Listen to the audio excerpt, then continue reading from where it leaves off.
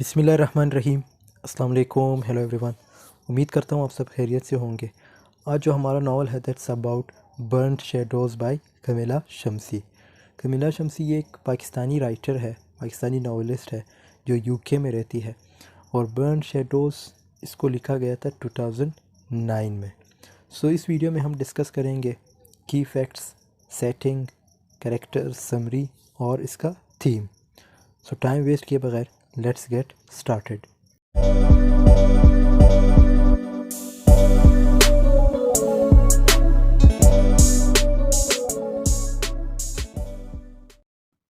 सो इसकी की फैक्ट्स की बात करें, कमीला शम्सी जो कि एक पोस्ट कॉलोनियल नॉवेलिस्ट है और एक फेमिनिस्ट भी है। और ये नावल जो है इसका 5th नावल है जो पब्लिश और लिखा गया था 2009 में।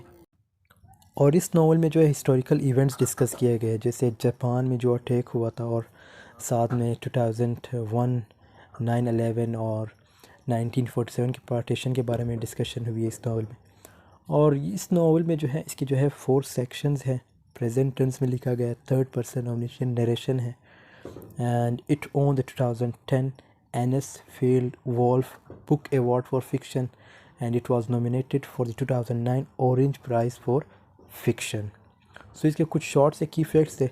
अब बढ़ते हैं हम करेक्ट सेटिंग की तरफ। तो सेटिंग अगर देखा जाए तो इसकी सेटिंग 4 जगह पे हुई है। नागासाकी जो कि जापान, 6 अगस्त 1945 में जो अमेरिका ने एक बम गिराया था इन पे। दिल्ली इंडिया 1947 पार्टीशन की बात की गई है। Karachi Pakistan 1982। New York America immediately after 9/11 attacks 2001। सो इसके सेटिंग है। और इसके करेक्टर्स की बात करें तो सबसे पहला करेक्टर हमारे पास आता है कॉनरेड वेस, जो कि मेन करेक्टर है। And he move from Delhi to Nagasaki to start a new life there. और ये जो है फिर रिलेशनशिप में आते हैं किसके साथ, हिरोको के साथ रिलेशनशिप में आते हैं, जो कि एक स्कूल टीचर होती है जापान में।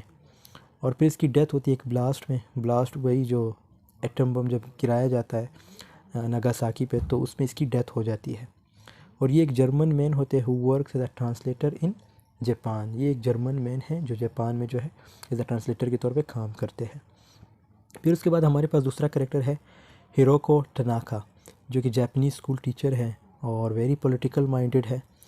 हिरोको की जो गर्लफ्रेंड है वो है कॉनरेड वेस। और इसके जो फादर थे उसको डिक्लेयर किया गया था ट्रेटर गद्दार को कहते हैं। और इसकी जो मदर है वो ऑलरेडी उसकी डेथ हो गई थी।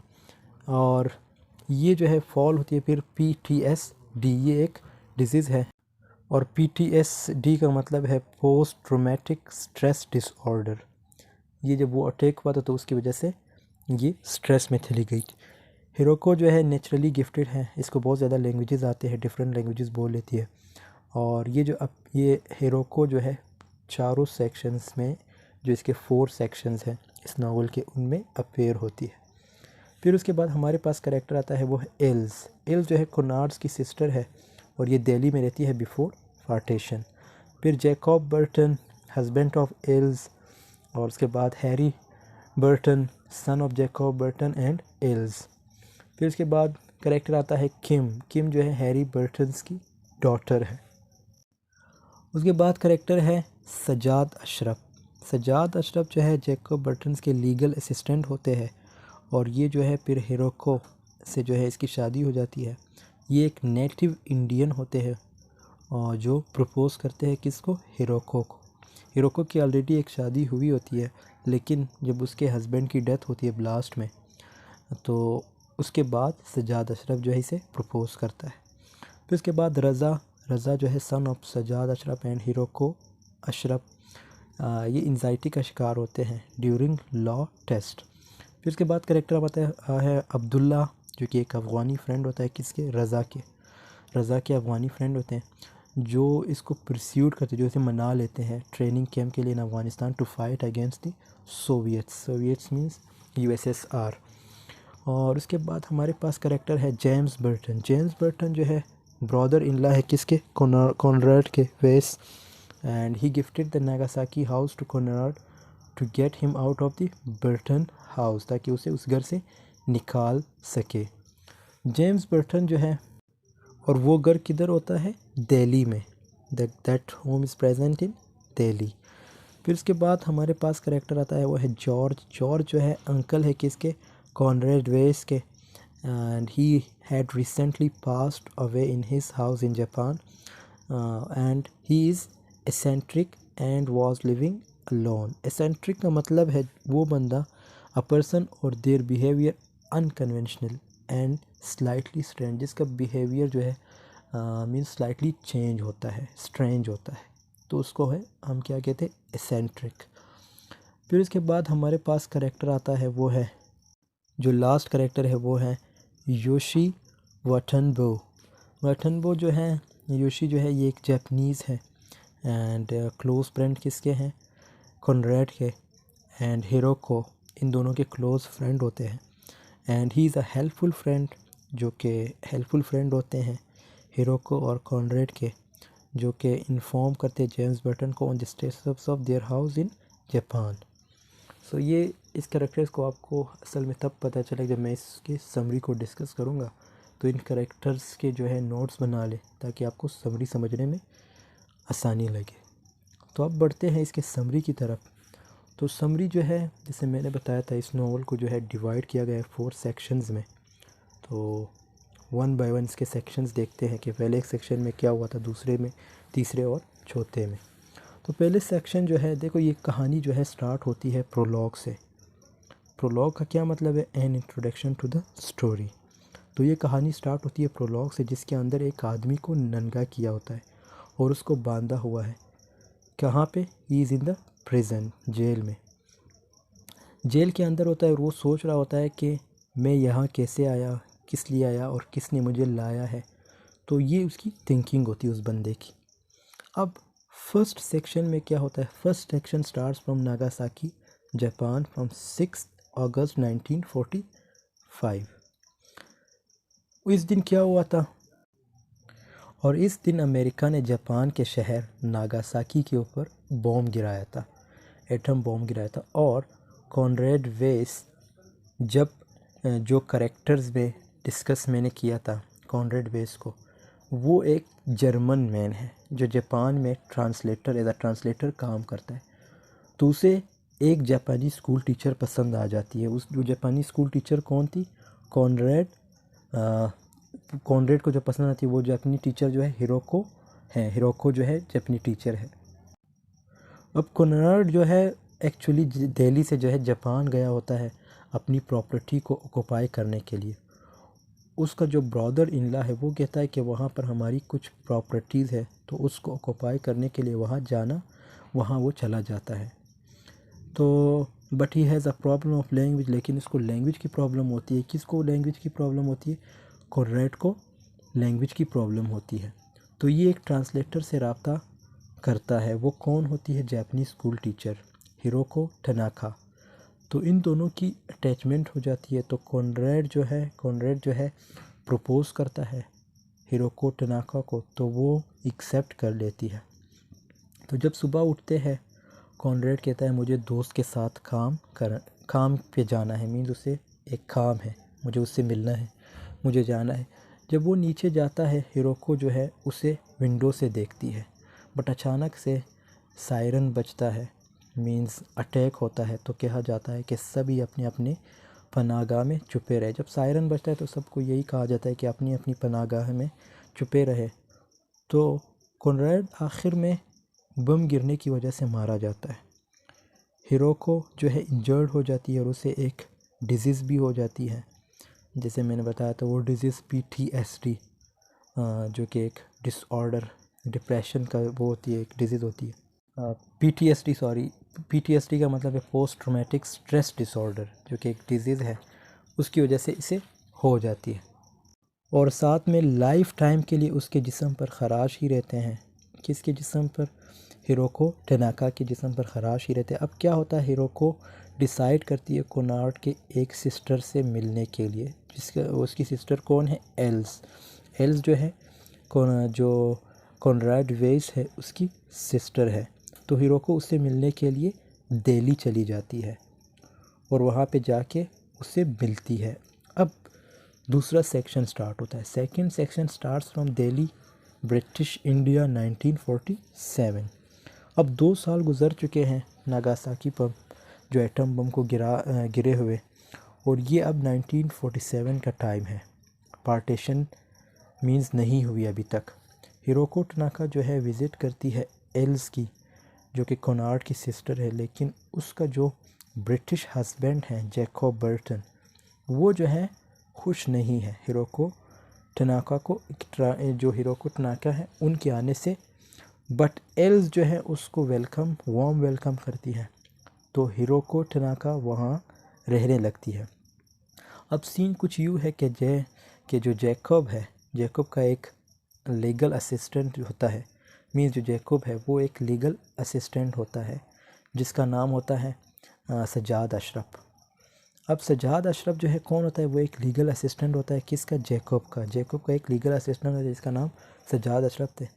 अब हिरोको जो है वो सजाद से प्यार करने लगती है, क्योंकि हिरोको बिखरी हुई है, टूटी हुई है, अब उसे किसी के सहारे की ज़रूरत है, तो वो उसे प्यार करने लगती है। अब सजाद ठहरा मुस्लिम और हिरोको ठहरी जैपनीज़, तो ये दोनों भाग कर इस्तांबुल जाकर शादी करते हैं, मीन्स टर्किया जाकर इस्तांबुल जो टर्किया की दारुल-हुकूमत है उधर जाके शादी कर लेती है। इसी दौरान पाकिस्तान और भारत वजूद में आते हैं। अब जब वो आना चाहते हैं तो उन्हें इंडिया नहीं वापस आने देते, और वो मजबूर होके क्या करते हैं, तो मजबूर होकर वो कराची में सेटल हो जाते हैं। इसकी वजह यह है कि वो एक मुस्लिम है, तो उन्हें मुस्लिम एरिया में रहने के लिए फ़ोर्स किया जाता है, क्योंकि दोनों मुस्लिम बन गए थे।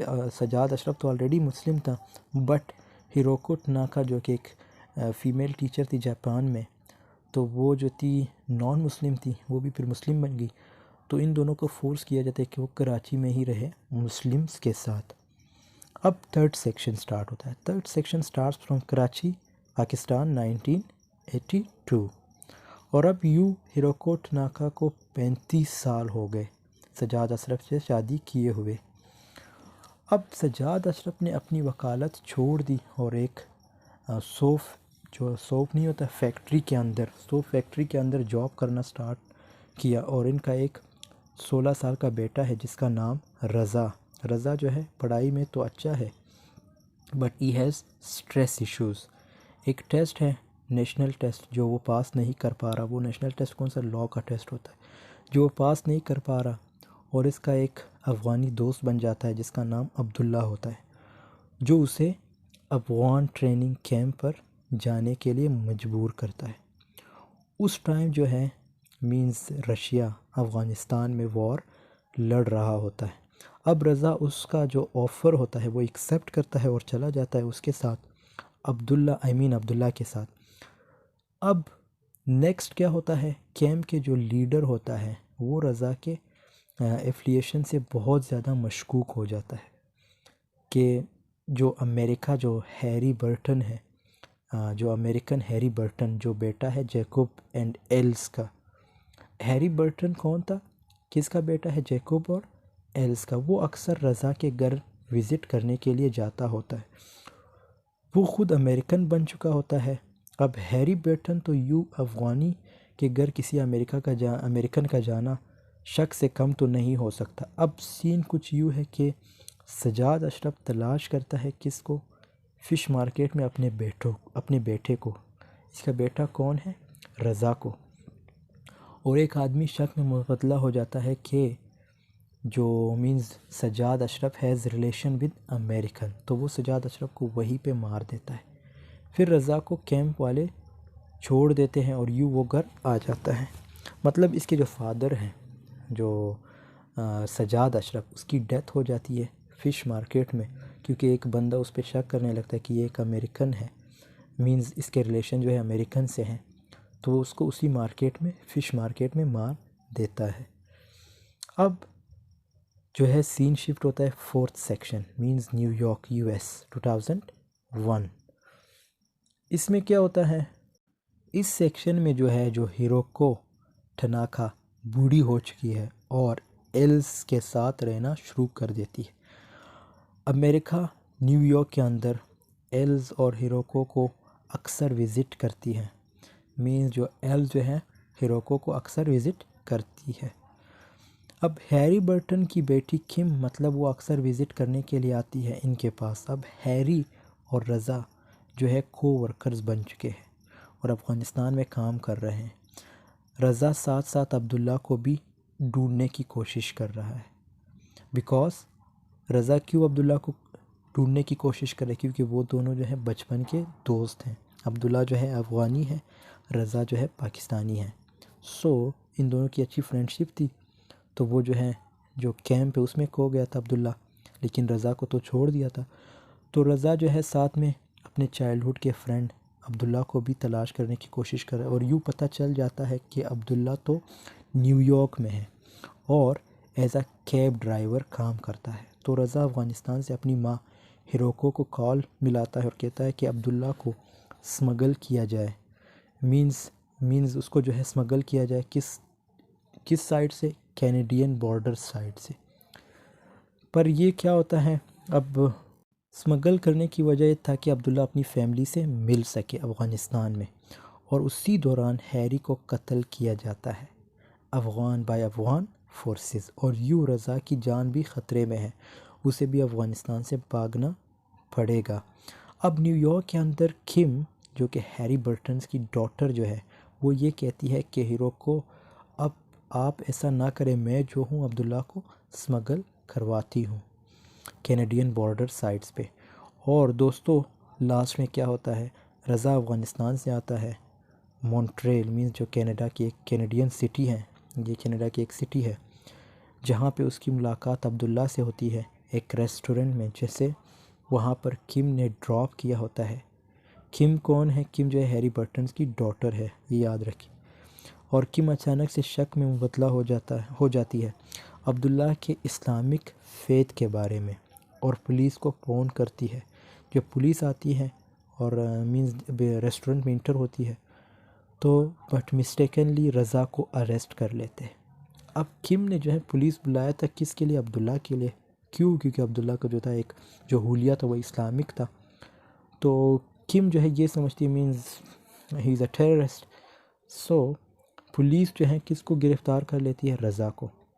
जब रज़ा को अरेस्ट कर लेते हैं बाय मिस्टेक, तो अब क्या होता है, जो पुलिस है वो कौन है? CIA वाले होते हैं।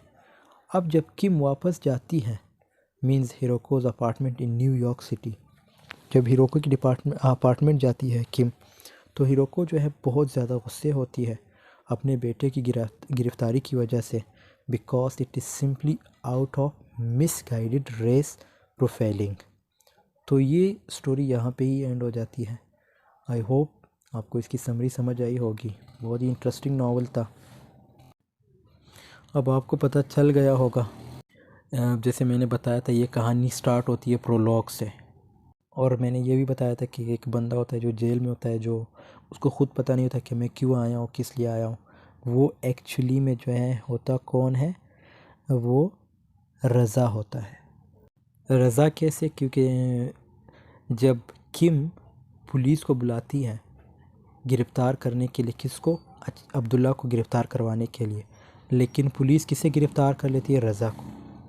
सो वो रज़ा ही होते हैं जो जेल में ही सड़ रहे होते हैं, क्योंकि जो किम होती है उसका मेन पर्पज़ होता है अब्दुल्ला को गिरफ़्तार करवाना, बट पुलिस जो है बाय मिस्टेकनली रज़ा को गिरफ़्तार कर लेती है।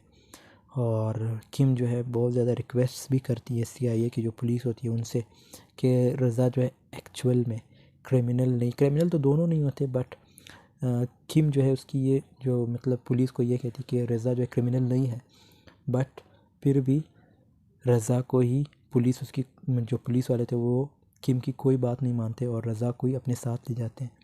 सो प्रोलॉग में जो बताया गया था वो एक्चुअली में रज़ा ही होता है। अब बात करते हैं इसके थीम के बारे में। सो थीम में पहला जो पॉइंट है वो है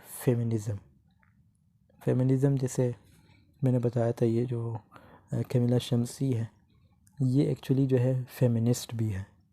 सो इस नॉवल में भी आपको फेमिनिज़म के बारे में बहुत कुछ पता चल गया होगा। मॉडर्निटी इसमें है और ट्रॉमेटिक रिटेंशन मीन्स जो वाक़यात हुए थे नागासाकी पर 1947 का पार्टीशन, और इस तरह जो नागासाकी पे जो अटैक हुआ था 1945 में, डिस्प्लेसमेंट किस तरह, मीन्स जो फैमिलीज़ होती है एक दूसरे को डिस्प्लेस किया गया था, कोई फैमिली किधर गई और कोई किधर गई, जो पार्टीशन हुआ था। और इसी तरह जो करेक्टर था, क्या नाम था ये, कॉनरेड वेस, जो कि एक जर्मन था जिसकी ड्यूटी लगाई थी एज अ ट्रांसलेटर किधर, जापान में। उसके बाद love, unconditional love and loss.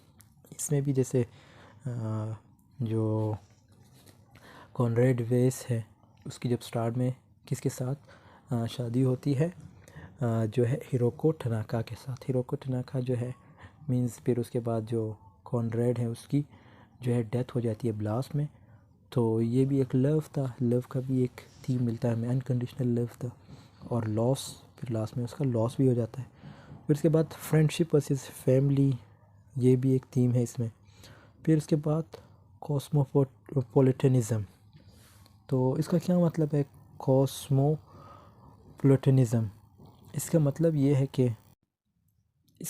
ये है कि जितने भी लोग हैं दुनिया में, वो किसी भी सिटीज़नशिप के हो, किसी भी स्टेटस के हो, किसी भी मींस इस किसी भी जगह से मींस जो उसका जो एफिलिएशन होता है लोगों का, उनकी जो है रिस्पेक्ट करनी चाहिए। मींस ये नहीं देखना चाहिए कि वो किस स्टेटस का है, किस सिटीज़नशिप का है। Respect is the most important thing. So इसका ये मतलब है। फिर उसके बाद वॉर एंड यूनिटी। वॉर जो है जैसे 1945 Nagasaki, 1947 India and Pakistan partition. So इसका एक जो है वो जो थीम है वो मिलता है हमें। फिर पेन ऑफ माइग्रेशन, ये भी इम्पोर्टेंट थीम है। बहुत मुश्किल होता है अपनी जगह छोड़कर किसी और जगह जाना। और उसके बाद कल्चरल एंड रिलीजियस फैक्ट, ये भी बहुत इम्पोर्टेंट है। और इसके बाद ट्रेजिडी एंड ट्रॉमा, तो ये ब्लास्ट ये भी एक ट्रेजिडी से कम नहीं था 1945 में जो हुआ था। So I hope this video has been helpful for you and thanks for watching. Do subscribe channel and press the bell icon to notify for every new video. मिलते हैं नेक्स्ट वीडियो में, तब तक के लिए अल्लाह हाफिज़, टेक केयर ऑफ़ योरसेल्फ।